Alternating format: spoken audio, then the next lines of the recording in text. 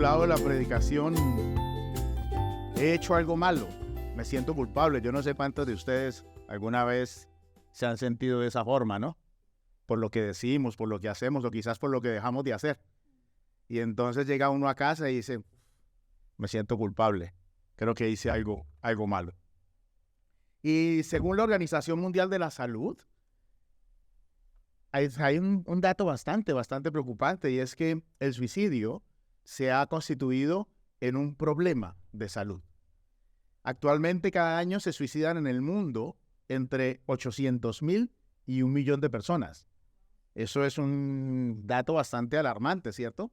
Pero más alarmante es cuando uno se da cuenta de que esta cifra se multiplica por 20 en los intentos de suicidio, personas que lo intentan pero no logran terminar con su vida. O sea que estamos hablando de alrededor de 16 millones de personas, entre 16 millones y 20 millones de personas en el mundo intentan quitarse la vida cada año. Y también es preocupante el saber que de ese 16 millones o 20 millones de personas, la mayoría son jóvenes entre 15 y 30 años. Los expertos dicen que cuando una persona toma una decisión en una conducta suicida, hay varios componentes básicos, y hay uno de los cuales vamos a hablar hoy, que es, y se destaca porque es a nivel emocional. Está ligado a un sufrimiento intenso o a un sentimiento de culpabilidad que produce en la persona una desesperanza al futuro, y lo único o la única salida que encuentra es la muerte. Está desesperado. El sentimiento de culpa es algo demasiado común, más común de lo que nosotros nos imaginamos. Por ejemplo, hay una pregunta que surge con frecuencia en los padres cuando los hijos hacen algo malo. ¿Sí? No sé si me pasa a mí o le pasa a todos los padres, y es, ¿qué hice yo mal? O sea, ¿qué hice yo mal? O sea, ¿por qué mi hijo o mi hija toman malas decisiones si es que yo no la he educado así? Yo no le he enseñado estos principios, ella no ha visto o él no ha visto en mí ese tipo de comportamientos para que ella se comporte. Entonces se genera en nosotros un sentimiento de culpa. Lo mismo sucede con las mujeres o los hombres que son abandonados por sus cónyuges. Después del abandono o del maltrato, surgen ese tipo de preguntas. O sea, ¿qué hice yo de malo para que este hombre o esta mujer me maltrate? ¿O qué he hecho yo de malo para que este hombre o esta mujer me abandone? Y todo esto, o sea, es demasiado común.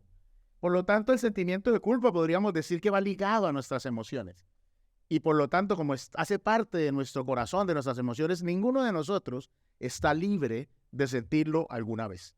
Y por eso en esta mañana, continuando con nuestra serie de verano, Así me siento, vamos a estudiar en el Salmo 32 3 acciones prácticas que debemos realizar los creyentes cuando el sentimiento de culpa nos invade. Tenemos que confesar a Dios nuestras faltas, orar a Dios por su perdón y, por último, confiar en que la misericordia de Dios nos asiste. Vamos a ver la primera acción, que es confesar a Dios nuestras faltas. El Salmo 32, versículos 1 y 2, comienza: «Cuán bienaventurado es aquel cuya transgresión es perdonada, cuyo pecado es cubierto. Cuán bienaventurado es el hombre a quien el Señor no culpa de iniquidad y en cuyo espíritu no hay engaño». Y esto es muy interesante porque empieza el Salmo con 2 bienaventuranzas: los que han sido perdonados y el pecado ha sido cubierto, y también habla de los que Dios no culpa de su pecado y ya tienen una vida de transparencia. Y David aquí nos está hablando de que hay una gran bendición para todos aquellos hombres cuyos pecados han sido perdonados, aquellos hombres y mujeres que conocen de primera mano el perdón de Dios. Y su pecado ya no está expuesto, ya no está encubierto. O sea, eso sería lo ideal para nosotros, que nuestro pecado, o sea, no esté escondido, que nuestro pecado ya esté perdonado. Eso sería la meta que todo creyente debería alcanzar. Y el salmista también reconoce eso, pero también reconoce que él no ha llegado a esa meta, como ninguno de nosotros, de los que estamos aquí. Y si hay alguno, pues bueno, gloria a Dios por su vida. Pero para poder nosotros llegar a este estado de bienaventuranza, que es nuestra meta, nosotros necesitamos, queridos hermanos, empezar a confesar nuestras faltas, nuestros pecados al Señor. Y para eso nosotros necesitamos ser conscientes de nuestros pecados.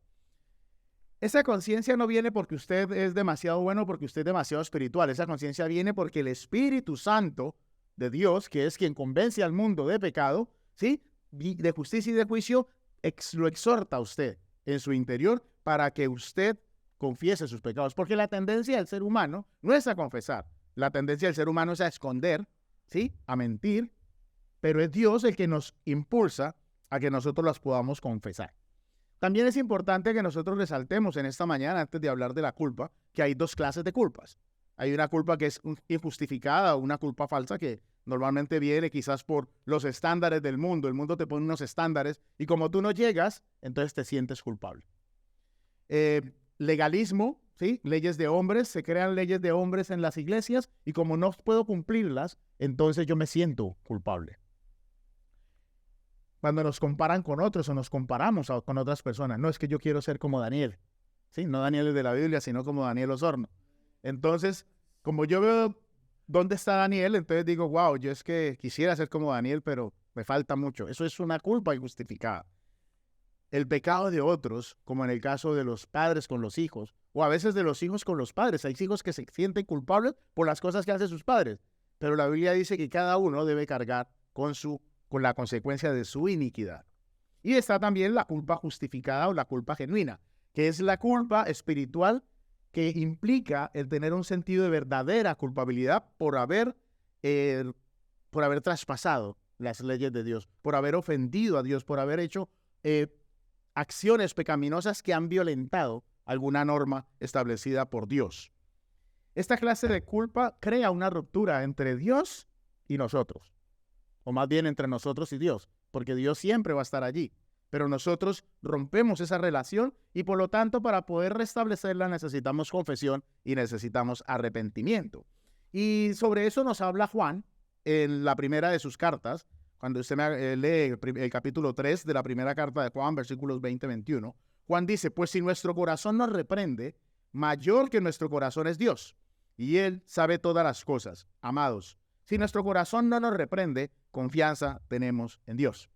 Y Juan nos está diciendo que si nuestro corazón, o sea, nuestra conciencia, ¿sí?, empujada por el Espíritu Santo, es la que nos condena, nosotros debemos prestar mucha atención, porque eso es el mayor indicio de que nosotros estamos pecando contra Dios. Pero también dice que si es un falso sentimiento, una falsa sensación que nos condena, entonces si nosotros valoramos ese pecado o esa culpa frente al estándar de Dios, la palabra de Dios, entonces nosotros vamos a entender o saber que ese sentimiento de culpa es menor que la misericordia de Dios. Por lo tanto, tenemos que valorar o nuestra meta es que Dios nos apruebe y no lo que nosotros podamos pensar o lo que la gente pueda pensar. Por esa razón, nosotros necesitamos llevar nuestras culpas a Dios. Por eso necesitamos confesarlas a Él para poder identificar y lidiar con el pecado. Porque la falsa condena, queridos hermanos, siempre debe ser rechazada. Debe ser rechazada. Nosotros debemos vivir nuestra vida libre de todas esas culpas falsas y que sean injustificadas. Porque a veces el mismo enemigo es quien las trae a nuestro corazón para desviarnos del camino que Dios ha trazado. En este Salmo 32, David está hablando de una culpa real y justificada. Recordemos que ya en este momento David había pecado con Betsabé, había tenido adulterio. Ya había enviado a Urías, al esposo de Betsabé, a primera línea de batalla para que fuese asesinado y él así poderse quedar con su esposa. David estaba añadiendo al pecado que había cometido el adulterio, ahora le estaba añadiendo más pecado, mentira, asesinato. Y por eso continúa en el Salmo 32, versículos 3 y 4, diciendo, mientras callé mi pecado, mi cuerpo se consumió con mi gemir durante todo el día, porque día y noche tu mano pesaba sobre mí. Mi vitalidad se desvanecía con el calor del verano. David tiene una necesidad que creo que es una necesidad que todos tenemos, y es la necesidad de confesar nuestro pecado. Porque el pecado, callar el pecado, esconder el pecado, causa un daño físico, un daño emocional y un daño espiritual en la vida de todas las personas. David podía sentir cómo la mano de Dios pesaba sobre él, se había agravado contra él. Si usted recuerda, el pecado confesado de David produce agonía dentro de nosotros. Y esa zozobra que nosotros tenemos por haber cometido un pecado y lo tenemos escondido, no lo hemos confesado, y durante 10, 15, 20, 25 años estamos esperando a que ese pecado salga a la luz. Wow, eso debe ser una agonía y una zozobra tremenda. Tremenda. Y estas imágenes son solo metáforas, porque creo que expresar de forma tangible lo que se siente por un pecado no confesado no debe ser fácil. Cada uno de nosotros lo debe vivir en sus propias carnes para poder saber lo que se siente. Es la misma sensación que tuvieron los hermanos de José en Génesis 42, cuando ellos se presentan delante de José, que ya era el gobernador de Egipto, para pedirle alimento, y José, no sé si se acuerdan la historia, les dice que dejen al hermano menor, a Benjamín, como prenda, para saber que ellos son personas de buena fe, y se vayan. Cuando ellos se van, ellos meditan y se dijeron el uno al otro: verdaderamente somos culpables en cuanto a nuestro hermano, porque vimos la angustia de su alma cuando nos rogaba, y no lo escuchamos. Por eso ha venido sobre nosotros esta angustia. Ellos estaban angustiados porque temían perder a otro hermano. Durante muchos años habían vivido con la angustia y la zozobra de lo que le hicieron a José. Su padre no sabía lo que le habían hecho. Él lo daba por muerto.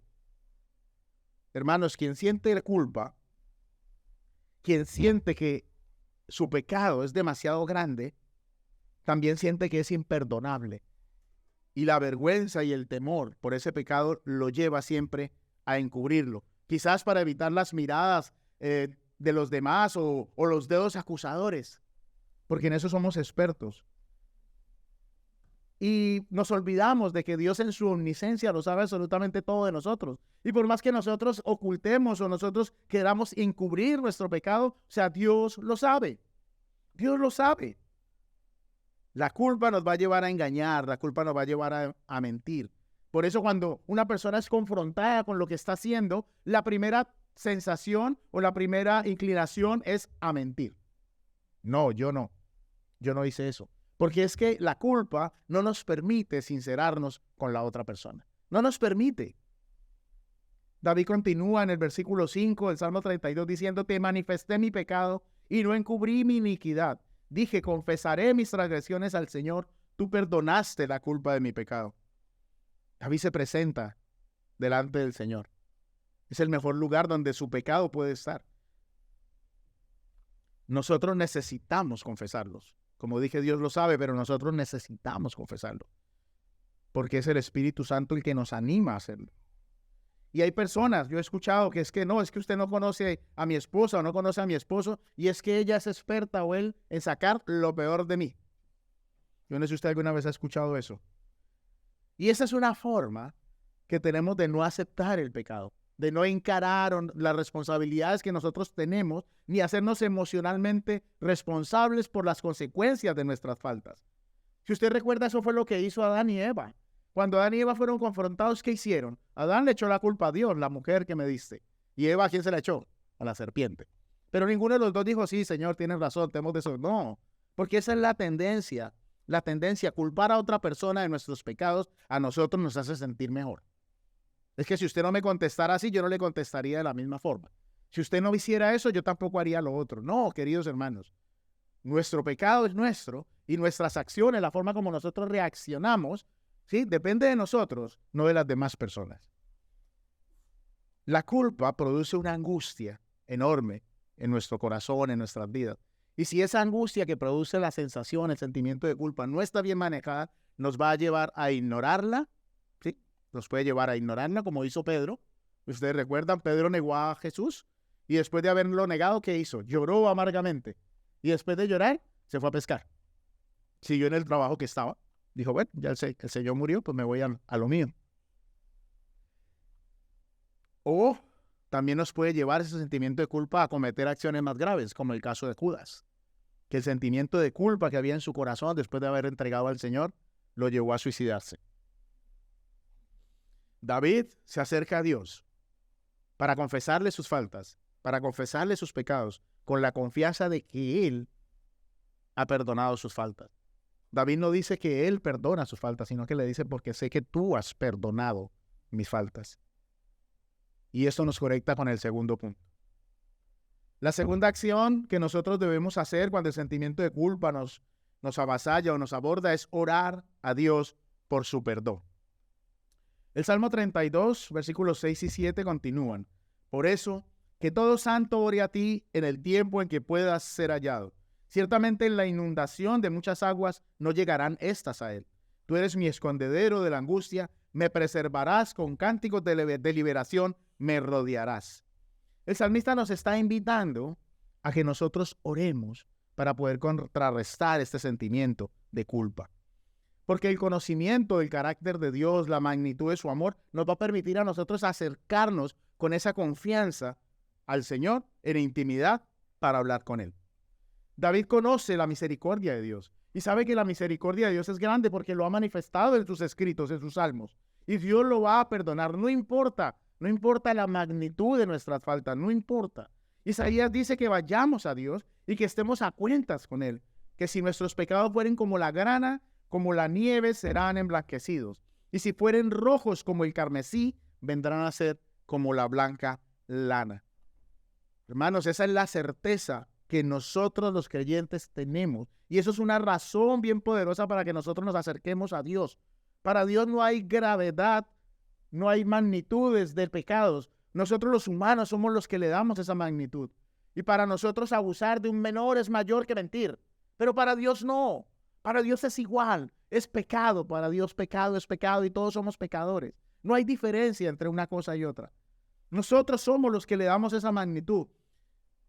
Pero la razón por la que nosotros buscamos a Dios es que sabemos que va a convertir nuestros pecados, sin importar los que sean, en blanca nieve.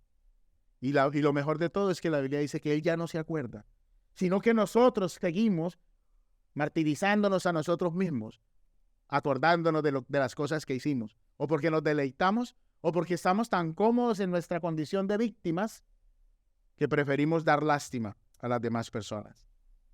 Gracias al sacrificio de Cristo, en esa cruz, el velo se rasgó, se rompió, se partió en dos, y nosotros tenemos acceso directo al Padre, cosa que antes no había.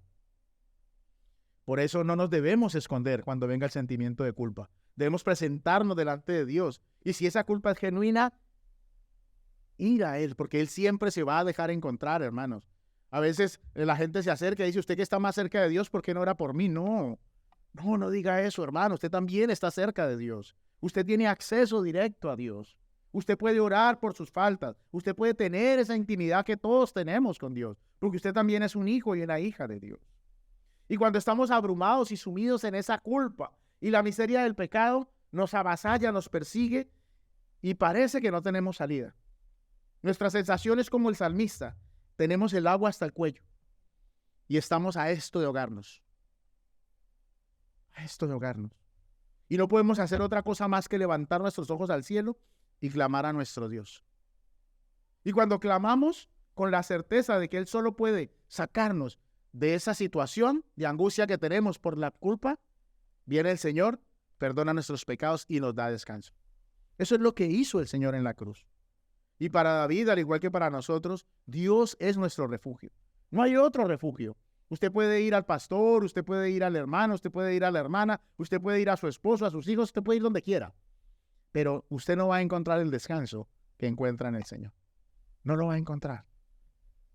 El refugio más seguro que usted puede hallar es el Señor. Y cuando yo escribía esto pensaba en aquellos países que están en guerra, donde hay bombardeos continuos. Cuando suenan las sirenas, las personas corren a búnker subterráneo donde las bombas no los pueden alcanzar. Es lo que hacen. O sea, nadie se queda en la azotea de un edificio para ver los bombardeos. O sea, nadie se queda allí. La gente busca el lugar más seguro. Y David encontraba seguridad rodeado de los cánticos de liberación de Dios, cantando con gozo por la confianza que le da la victoria de Cristo. David conocía a Dios y lo que podía hacer por él. Lo veía como su protector, su escondite. Sabía que era Dios quien lo preserva en medio de todas sus situaciones. Es el amor de Dios quien lo libera de la culpa a través de su perdón. Y ese conocimiento de Dios es el que a nosotros nos permite venir confiados a la presencia de Él. Porque sabemos y conocemos todo lo que Dios ha hecho, lo que está haciendo y lo que va a seguir haciendo en nuestro favor. El salmista continúa en los versículos 8 y 9 del Salmo 32. Yo te haré saber y te enseñaré el camino en que debes andar. Te aconsejaré con mis ojos puestos en ti. No seas como el caballo o como el mulo que no tienen entendimiento, cuyos arreos incluyen brida y freno para sujetarlos, porque si no, no se acercan a ti. Y nuestra condición al tener pecados no confesados y no tener la libertad de acercarnos a Dios, es similar a la de una bestia. Aquí el salmista nos está comparando como un caballo que necesita un elemento de sujeción para ser guiado. Para ser guiado necesitamos ser sujetados a través del dolor y de la severidad que causa sobre nosotros la angustia del pecado. Y eso lo vimos, lo podemos ver en la vida de David. Cuando usted lee la vida de David, por ejemplo, en el libro de Samuel, nosotros encontramos que David envió al profeta Natán a hablarle duramente al David, duramente al rey. El rey era una persona que estaba sobre todo y sobre todos. Mas, sin embargo, viene un profeta y lo confronta de tú a tú, con el temor de que, claro, el rey se pudiese enojar y le mandara a cortar la cabeza. Pero el profeta no le daba miedo y lo hizo. También vemos que los amalecitas devastaron a David y a todo su ejército a causa de su pecado. Y es que el pecado, queridos hermanos, el sentimiento de culpa que causa, nos hace irracionales, No pensamos, no pensamos ni siquiera en las consecuencias, sino que seguimos en nuestras andanzas de pecado, seguimos practicando el pecado y seguimos revolcándonos en el pecado. Como dice la Biblia, el perro vuelve otra vez al vómito. Volvemos otra vez a nuestros pecados y volvemos. Y entonces, cuando nos vemos en la realidad de nuestras vidas, tenemos situaciones con nuestras esposas, en nuestros hogares, a las cuales ante esas situaciones no respondemos correctamente.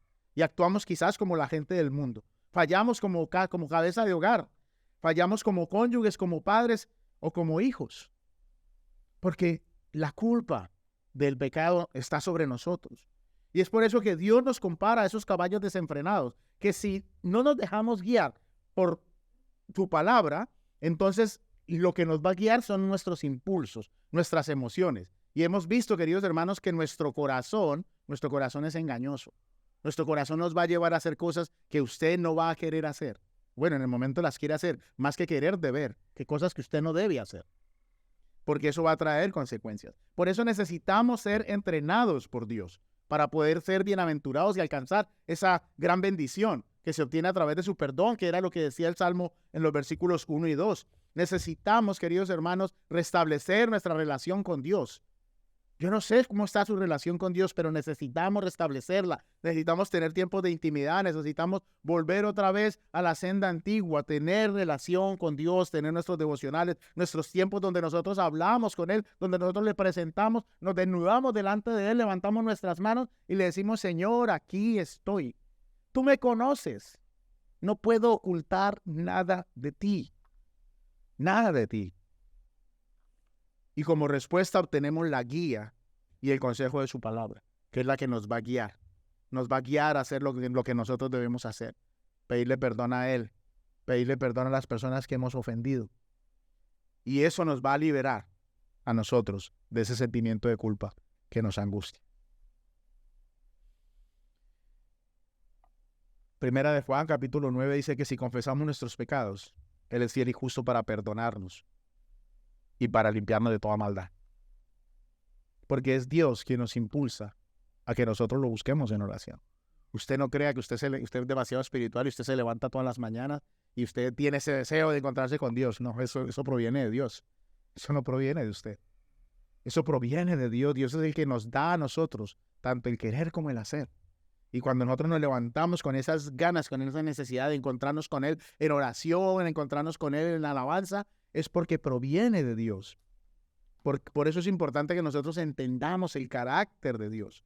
Tenemos que aceptar su perdón. Él ya nos perdonó, queridos hermanos, a través de esa expiación de Cristo. Y en la cruz es la clave para que nosotros seamos limpios de toda esa maldad. Por eso tenemos que liberarnos de esa carga. Porque la culpa espiritual no nos permite reconciliarnos con Dios. La culpa espiritual no nos permite tener intimidad con Dios. Los sentimientos de culpa persistentes, después de recibir el perdón de Dios, pueden indicar una falta de aceptación plena de la realidad de ese perdón prometido. Por eso es necesario que todos los días nosotros mantengamos nuestra mirada siempre puesta en la cruz. La tercera acción es confiar en la misericordia de Dios. El versículo 10 del Salmo 32 dice: muchos son los dolores del impío, pero al que confía en el Señor, la misericordia lo rodeará. El pecado siempre va a traer dolor, queridos. Va a traer dolor a nuestra vida y a la vida de otros, aunque nosotros no queramos. Siempre va a alcanzar a otras personas. Por eso debemos confiar en la misericordia de Dios.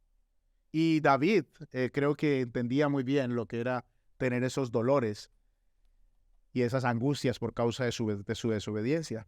David pasó por la vergüenza de ser confrontado por el profeta, que le dijera todas las verdades en su cara. Pasó por el dolor de perder un hijo como fruto de esa relación adúltera con Betsabé. David sintió el peso de la mano de Dios rodeándolo. Yo creo que eso debe ser muy duro, queridos hermanos, sentir uno el peso de Dios, la presión de Dios sobre nuestras vidas en lugar de encontrar esa libertad o encontrar ese descanso. Pero también pudo experimentar cómo la misericordia de Dios lo rodeó. Y gracias a esa misericordia, David no fue consumido por su pecado, al igual que nosotros, que no somos consumidos, ni tampoco por la culpa, que en ocasiones nos oprime. Proverbios 28, versículo 13 dice: el que encubre sus pecados no prosperará, mas el que los confiesa y los abandona hallará misericordia. David no fue descalificado y rechazado por Dios, sino que por el contrario, encontró misericordia, y esa gracia inmerecida de Dios le permitió a David seguir caminando y continuar en los planes de Dios. ¿Qué es lo que pasa con nosotros, queridos hermanos? Cuando nosotros nos presentamos delante de Dios y confesamos nuestras faltas, ese pecado y esa misericordia de Dios no nos descalifica. Nosotros podemos continuar en el camino del Señor. Y eso yo creo que es una razón para que nosotros nos alegremos, una razón para que nuestro corazón haya gozo. Porque nosotros tendemos siempre a minimizar nuestro pecado. Y entonces para hacerlo nos comparamos con los pecados de otros. Entonces yo es que no he hecho esto, yo lo que no he hecho tal otro. Y lo que estoy haciendo tampoco es tan grave, ¿no? Tampoco es tan grave. Y no somos conscientes del efecto de nuestro pecado sobre la vida de otras personas. No pedimos perdón porque quizás pensamos que no lo merecemos. O quizás no reconocemos nuestras faltas porque el orgullo que hay en nuestro corazón es más grande que nuestra angustia. Y eso suele pasar mucho con las parejas. Nos cuesta mucho reconocer nuestras faltas, reconocer que hemos fallado, que estamos equivocados. Y creo yo que la tendencia es que pensamos que naturalmente eso va a minimizar nuestra identidad y que si yo le pido perdón a mi esposa, me va a hacer menos que ella. O si le pido perdón a mi esposo, me va a hacer menos que él.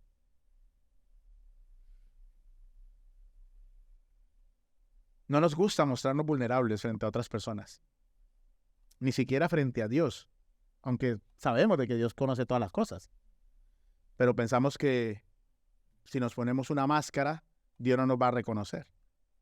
Y queremos mostrar una fortaleza delante de las personas que en la mayoría de los casos no tenemos. Queremos idolatrar el dolor que pasamos y no queremos pasar la página del pecado, porque esa sensación que tenemos, como dije hace un momento, nos identifica. Y entonces preferimos vivir como las víctimas y no permitimos que Cristo nos sane y se haga cargo del peso de nuestra culpa. Primera de Pedro, capítulo 2, versículo 24, dice que Él mismo, hablando de Cristo, llevó nuestros pecados en su cuerpo sobre la cruz, a fin de que muramos al pecado y vivamos a la justicia, porque por sus heridas fuisteis sanados. Él llevó nuestros pecados sobre su cuerpo en la cruz, para que nosotros ya no andemos en pecado. Y hemos sido sanados a través de ese sacrificio. Dios ha extendido su misericordia sobre nosotros. Por eso Dios no nos castiga, ni nos trata con la severidad que nosotros merecemos a causa de nuestras faltas. Si no fuese por la misericordia de Dios, queridos hermanos, ni usted ni yo estaríamos hoy aquí. Ni usted ni yo estaríamos aquí. Pero esa gracia inmerecida de Dios es la que a nosotros nos permite acercarnos a Él. Dios es ese Padre ese buen padre con sus hijos, tierno, compasivo. Y Él conoce nuestras debilidades. Y es por eso que Él nos fortalece. David sabía todo eso. Y por eso en el versículo 11 Él se alegra. Y nos invita a nosotros a alegrarnos. Alegraos en el Señor y regocijaos, justos, usted y yo justos, dad voces de júbilo, todos los rectos de corazón. Porque cuando nosotros confiamos en el Señor, después de habernos arrepentido, de haberle presentado nuestras faltas y estar confiados que el Señor nos perdona, esa certeza nos llena a nosotros de confianza, nos llena de gozo, nos llena de felicidad, porque la culpa de nuestras faltas ha sido quitada.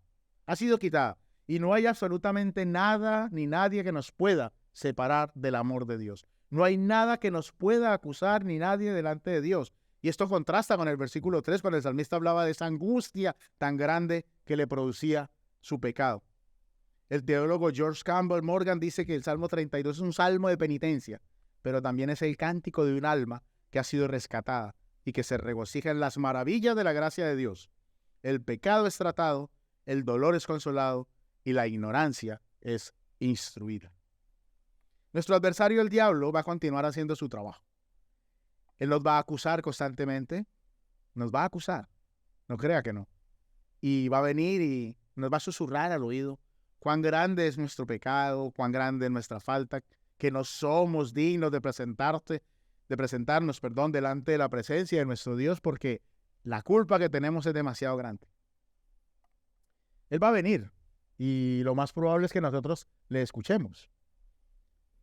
Pero nuestra realidad debe ser esa realidad que Pablo transmite en su carta a los Colosenses en el capítulo 2.